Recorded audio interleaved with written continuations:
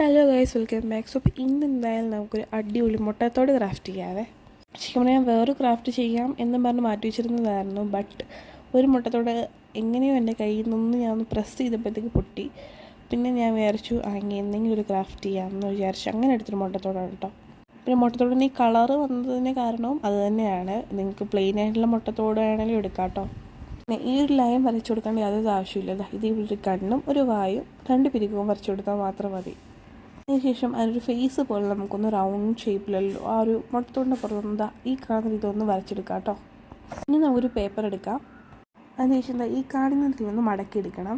ഇനി നമുക്ക് വേണ്ടത് ചെവിയാണ്. അപ്പോൾ ഈ ഒരു ചെവി നിങ്ങൾക്ക് ഇഷ്ടമുള്ള ഏത് ചെവിയാണോ അപ്പോൾ ആ ഒരു ചെവിയുടെ അനുസരിച്ച് ഒന്ന് വരച്ചെടുക്കണം. കുറച്ചൊന്ന് കൈ കാണിച്ചതെന്ന് വെച്ച് കഴിഞ്ഞാൽ കൈ ഫുള്ള് പെയിൻ്റാണ്, നിങ്ങൾ തെറ്റിദ്ധരിക്കേണ്ട എന്ന് വിചാരിച്ചിട്ടാണ് കേട്ടോ. അതിനുശേഷം എനിക്ക് ഇഷ്ടപ്പെട്ട ഒരു ചെവിയും വരയ്ക്കാനും വെട്ടാനും എല്ലാം കൊണ്ടും സിമ്പിളായിട്ടുള്ള ഒരു ചെവിയാണ് വരച്ചിട്ടുള്ളത്. അതിനുശേഷം ഈ കാണിക്കുന്നതിന് പുറകിലൊന്ന് ഒട്ടിച്ചു കൊടുക്കുക.